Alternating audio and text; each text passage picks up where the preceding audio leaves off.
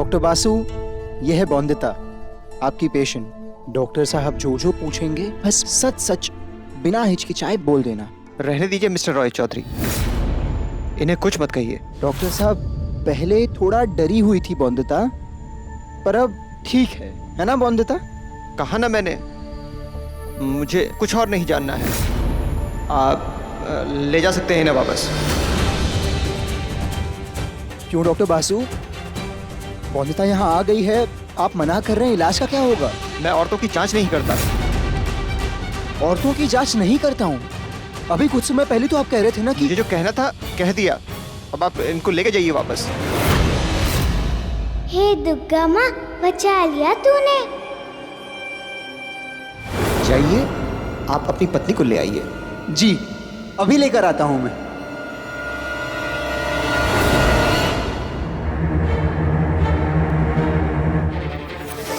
ये सब बिनोय बाबू ने भिजवाया है आपके लिए। इसके बदले बस वो इतना ही चाहते हैं कि किसी भी हालत में अनिरुद्ध बाबू बहुरानी की बीमारी की जांच कराए बिना वापस यहाँ से लौटे। और मैं अगर ऐसा न करूं तो आप तो जानते ही हैं डॉक्टर साहब कि बिनोय बाबू कितने बड़े जमींदार हैं। अब क्या पता आपका जो ये क्लिनिक है हो सके उन्हीं की जमीन पे बना हो। और वैसे भी बिनोय बाबू का अंग्रेज अफसरों के साथ उठना बैठना है, तो आपकी डॉक्टरी का कागज पत्र रद्द करने में भी उन्हें कितना समय लगेगा। डॉक्टर बासु, बॉन्दिता को जरूरत है आपकी, प्लीज हेल्प मी। आप ही ने कहा था कि आप दूर कर सकते हैं उसकी परेशानी, अब आप कहा होगा, पर अभी मैं जांच नहीं कर सकता। ऐसे कैसे नहीं कर सकते? डॉक्टर बासु, डॉक्टर को भगवान का रूप मानते हैं और डॉक्टरी को महान काम माना गया है सर। आप ऐसा करके अपने काम और अपने प्रोफेशन को बदनाम कर रहे हैं। इतना क्यों जोर दे रहे हैं बिरिस्ता बाबू? कहीं अपना मन न बदल ले डॉक्टर साहब और जांच करने लग जाए मेरी। बहुत लाज आ रही है मुझे। कहा ना मैंने, मैं आपकी कोई मदद नहीं कर सकता। प्लीज जाइए आप। चलो बॉन्दिता।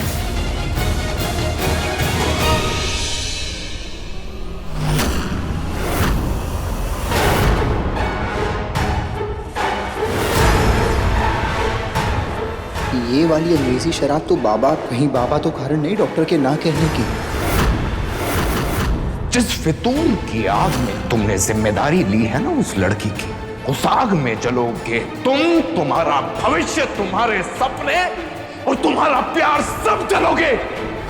और जलेगा तुम्हारा ये गठबंधन जो तुमने बनाया उस लड़की के साथ। एकादशी की महापूजा से पहले अगर इस लड़की की ये आदत ठीक नहीं हुई तो इसे वापस अपनी माँ के यहाँ जाना। अब समझ गया मैं डॉक्टर बासु,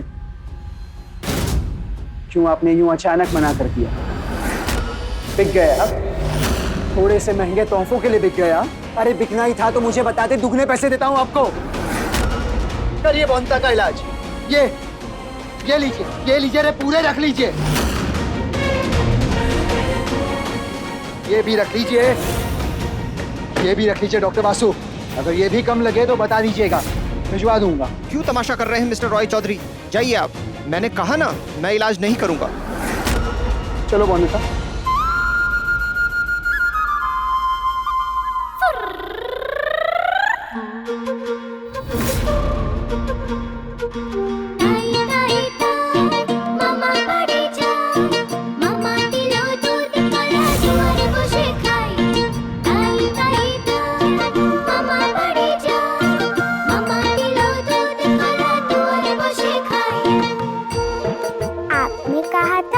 शर्माना मत, सब बता देना डॉक्टर साहब को।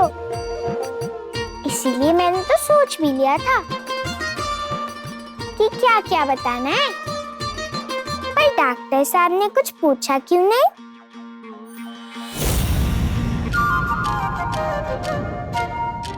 गुस्सा हो आप? पर गुस्सा नहीं करते। गांधी जी कहते हैं ना, गुस्सा आपकी समझ को खा जाता है। अच्छा खासा आदमी बुद्धू बन जाता है।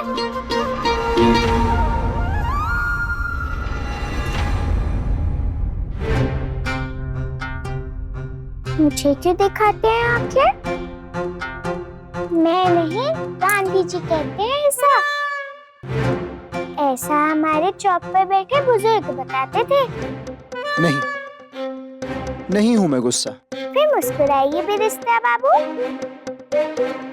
आपके चेहरे पे ये गुस्से की लकीरें अच्छी नहीं लगती। माँ कहती है माथे पे लकीरें पड़ जाए तो आदमी बुढ़ा हो जाता है। सोच लीजिए, आपको होना है बुद्धू और बुढ़ा। नहीं होना मुझे बॉन्दिता। पता नहीं ये ड्राइवर क्यों नहीं आया अब तक। अच्छा, पर आपने तो वादा किया था ना, वो मजे वाली चीज दिखाएंगे मुझे। और आज हम डॉक्टर के पास जाएंगे और जब वापस आएंगे ना तो उत्सव मनाएंगे। तुम्हें बायोस्कोप दिखाऊंगा, बड़ा आनंद आएगा तुम्हें। पीयूष। वंदिता, ये मजा करने का समय है। कोई खुश होने वाला काम करके आए हैं हम, कोई तमगा जीत कर आए हैं नहीं ना, तो चुपचाप घर चलो। मुझे मालूम था गुस्सा आ रहा है आपको। आ रहा है ना? नहीं आ रहा वंदिता। आ रहा है ना? नहीं आ रहा वंदिता। आ रहा है। नहीं आ रहा वंदिता। नहीं आ रहा है। आ रहा है।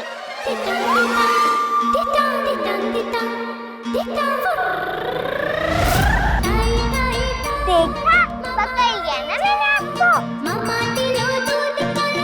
मान गए ना, गुस्सा आ रहा है आपको।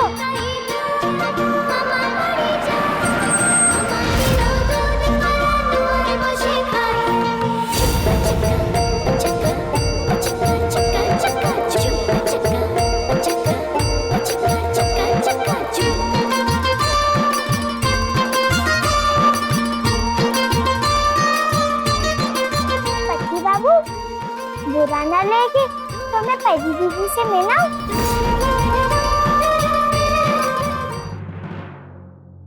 प्यारी, बात सुनो हमारी। अनिरुद्ध के कमरे में उसका जो पलंग है, उसकी चादर, खिड़कियों पर टंगे हुए पर्दे और हाँ, सोफे पर जो महंगा चमड़ा भी लगा है, ये सब कुछ बदल जाना चाहिए, सब कुछ। एक बार वो लड़की जो मुसीबत बनकर हमारे घर में आई है, वो यहाँ से निकलकर अपने गांव जाएगी तो अनिरुद्ध और हमारे बीच में जो गंदगी फैलाई है ना उसने, उसका नामो निशान तक नहीं रहने देंगे हम। हो जाएगा मालिक, हफ्ते 10 दिन में। 10 दिन? 10 दिन किस बात के बिहारी? 3 दिन का समय दे रहे हैं तुम्हें, सब हो जाना चाहिए। हो जाएगा ना? और मालिक, घबरा क्यों रहे हो बिहारी? कह दो इन्हें 3 दिन क्या 3 घंटे में हो जाएगा। बड़े शक्तिशाली हैं ये भगवान। कौन सा काम कब होना चाहिए, कहां होना चाहिए, कैसे होना चाहिए भी या नहीं, सब जानते हैं, सब कर सकते हैं। अनिरुद्ध, कुछ कहने की जरूरत नहीं है बाबा। जानता नहीं क्या मैं, आप अपने पैसों से सिर्फ कीमती सामान ही नहीं, दूसरों का ईमान भी खरीदते हैं। अनिरुद्ध, याद तो है ना तुम्हें, जिसके बारे में बात कर रहे हो वो तुम्हारे पिता है। एक नौकर के सामने अपने पिता से इस तरह से बात करना शोभा देता है तुम्हें? यही संस्कार दिए हैं हमने तुम्हें। चलो माफी मांगो, माफी मांगो। रहने दीजिए दा। इसकी क्रांति से हमारे परिवार का सर झुक जाए वो इसे चलेगा, लेकिन गर्दन झुकाकर ये हमसे माफी मांग ले, ये कहां कर पाएगा ये। काका, कह दीजिए इनसे मैं माफी मांगने के लिए तैयार हूं, पर क्या ये मानेंगे अपना अपराध? अपराध? कैसा अपराध? बौद्धिकता का इलाज ना होने देने का अपराध, डॉक्टर को अपने पैसों से खरीदने का अपराध, अपने बेटे को गलत तरीकों से हराने का अपराध। पूछिए इनसे। और अगर नहीं मानेंगे तो कम से कम इतना तो मान ही लें कि अपने बेटे को हर हाल में हराने की जिद है इनकी। देखा आपने, ये सोचता है अनिरुद्ध अपने पिता के बारे में, ये विचार है इसके हमारे लिए। कुछ गलत कहा क्या मैंने बाबा? नहीं नहीं नहीं नहीं, तुम तो कुछ गलत सोचते ही नहीं हो। गलत तो हम सोचते हैं। हम सोचते हैं तुम्हारी भलाई, इस परिवार की भलाई, इस परिवार के नाम के बारे में, इसके सम्मान के बारे में। पर तुम्हें क्या फर्क पड़ता है? तुम तो बस उस लड़की के बारे में ही सोचते हो। उसके अलावा तुम्हें और कुछ तो दिखाई नहीं देता है। वंदिता जिम्मेदारी नहीं है क्या मेरी? गलत है उसकी परवाह करना। और मुझे तो ये बात समझ नहीं आती कि एक छोटी सी बच्ची की भलाई से हमारे खानदान की नाक नीचे कैसे हो जाती। अनिरुद्ध, बिनोय पिता है तुम्हारे, वो तुम्हारा और वंदिता दोनों का भला ही चाहते हैं। तो पूछिए इनसे, इन्होंने डॉक्टर को रिश्वत क्यों दिया? इसमें कौन सी अच्छाई छिपी थी मेरी या वंदिता की? मुझे तो समझ नहीं आती ये बात। अगर आपको आ रही है तो समझा दीजिए, बताइए मुझे। क्यों ना पूछूं इनसे सवाल? क्यों ना कहूं कि इन्होंने जो किया वो सिर्फ एक गलती नहीं बल्कि एक अपराध है और अपराधी को दंड मिलना चाहिए, ऐसा आप कहते हैं काका? बस बात हो गया अनिरुद्ध। बिनोय ने वही किया जो कि एक पिता को करना चाहिए था। जो कुछ भी किया, सही गलत, उसकी वजह है तुम और हमारा परिवार। ये विदेशी पर्दा अपनी सोच के आगे से हटाओगे ना तो देख पाओगे। अरे तुमने देखा जाना ही क्या है हमारे समाज के बारे में? तुम बहू को इलाज के लिए डॉक्टर के पास लेके जाओगे, क्या पूरे गांव वालों को पता नहीं चल जाएगा हमारी बहू की बीमारी के बारे में? बातें नहीं बनाएंगे वो, हंसेंगे नहीं हमारे ऊपर कि देखो क्या हीरा लेके आए हैं हम बहू के रूप में। सदियों से ऊंची रही हमारी नाक कट नहीं जाएगी। अपमान नहीं होगा क्या हमारा? इज्जत मिट्टी में नहीं मिल जाएगी हमारी? एक गरीब से गरीब इंसान अपनी इज्जत चादर से ढक के रखता है और तुम कह रहे हो कि हम जमींदार होके पूरे गांव वालों को ढिंडोरा पीट पीट के ये बता दे कि हमारी बहू अभी तक इस उम्र में भी बिस्तर गीला करती है।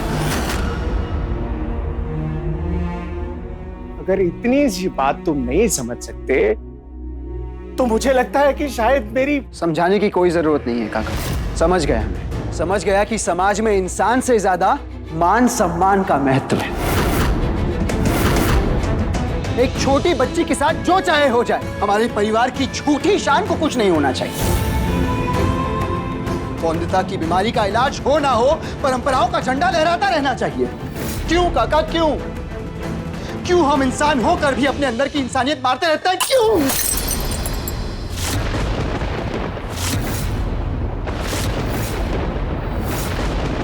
अनिरुद्ध, ये क्या किया? चोट लगा ली?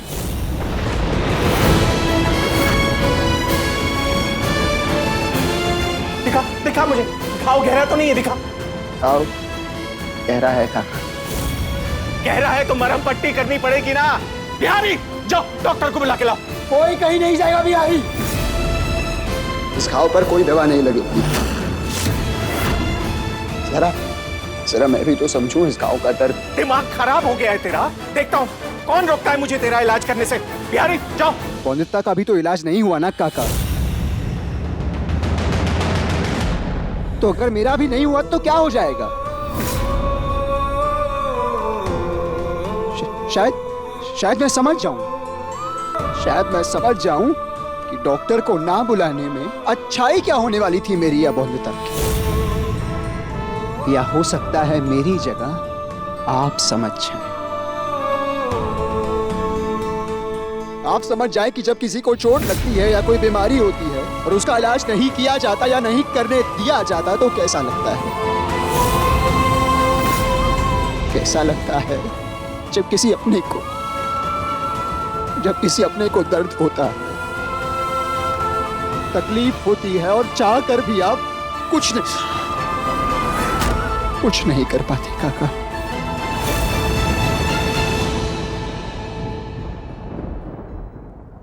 पूरे रास्ते बहुत गुस्से में थे राक्षस बाबू। क्यों नहीं होंगे? जिद जो पूरी नहीं हो पाई उनकी। अंग्रेज जी डॉक्टर से इलाज करवाने की।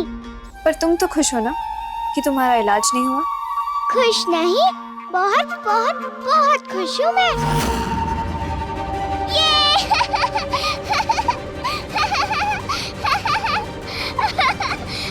ये मौका ही नहीं मिल रहा है मुझे घर से बाहर जाने का। कभी ससुर जी घरे हुए मिलते हैं तो कभी सुरमनी माँ। अब बाहर नहीं जा पाई तो हार बेच पाऊंगी क्या?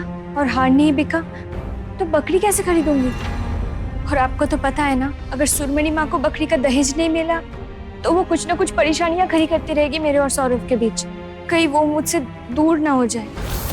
तू चिंता क्यों करती है बहू? मैं हूं ना, सब ठीक हो जाएगा। कैसे ठीक होगा? आपको तो पता है ना, सुरमनी माँ के चालाकियों के आगे किसी की नहीं चलती। क्यों सहन करती रही आप इतने दिनों तक? किसी के डर की वजह से नहीं सहती मैं सुरमनी की चालाकियां। वो तो बस मैं बहुत प्यार करती हूँ अपने पति से, अपने बेटे से। उनसे दूर नहीं रह पाऊंगी मैं। और तुम जानती हो बहू, ये घर सुरमनी के पिता का दिया हुआ है, और अगर किसी ने भी उसकी बात नहीं मानी तो 2 पल नहीं लगेंगे उससे उस इंसान को घर से बाहर निकालने में। और यही वजह है कि तुम्हारे ससुर जी भी झुकते हैं सुरमनी के आगे। पास रह के भी दूर नहीं हूँ मैं अपने पति से, और अगर मैं उनके मन से हट गई तो क्या वजह रह जाएगी मेरे उनके साथ यहाँ रहने की? सौरभ तुमसे कभी दूर नहीं होगा बहू, चिंता मत करो। वो बहुत प्यार करता है तुमसे, देखा है मैंने सौरभ की आंखों में। आप मेरा दिल बहलाने के लिए बोल रहे हो ना? नहीं बहू, बहू सौरभ आ गया। तुझे मेरे कहे पर विश्वास नहीं है ना, तो अब खुद अपनी आंखों से देख लेना तेरे लिए सौरभ का प्यार।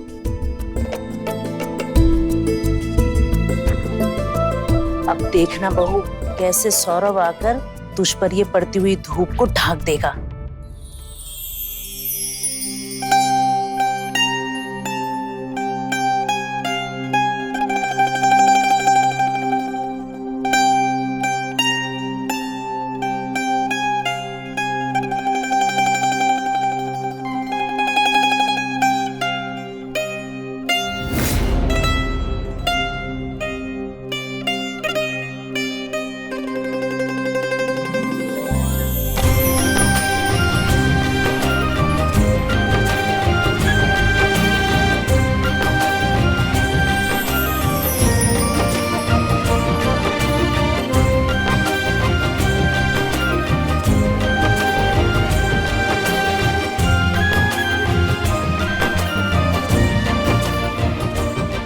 वो मैं तुमसे कुछ कहना चाहता हूँ।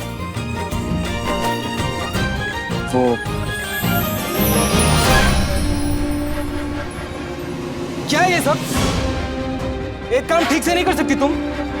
दिख नहीं रहा सारे कपड़े बिखरे पड़े हैं? घर वालों ने कुछ नहीं सिखाया तुम्हें?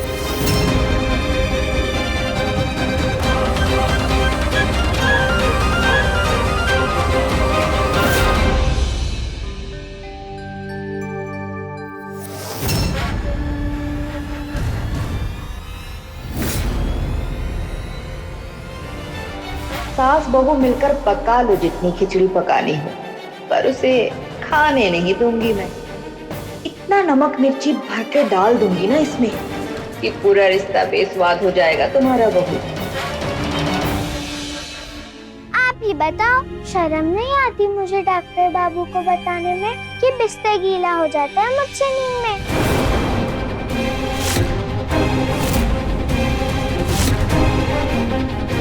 सबकी तरह वो नहीं हंसते क्या मुझ पे?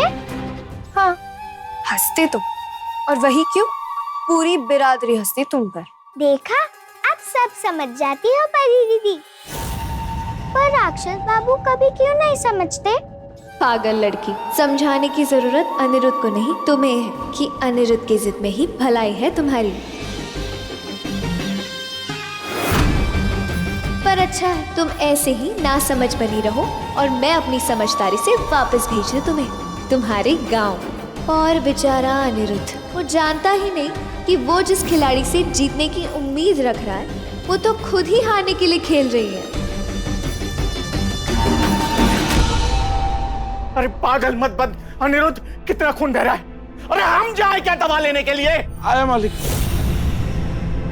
ये खून देखकर आपको परेशानी क्यों हो रही है? क्या बोल रहा है?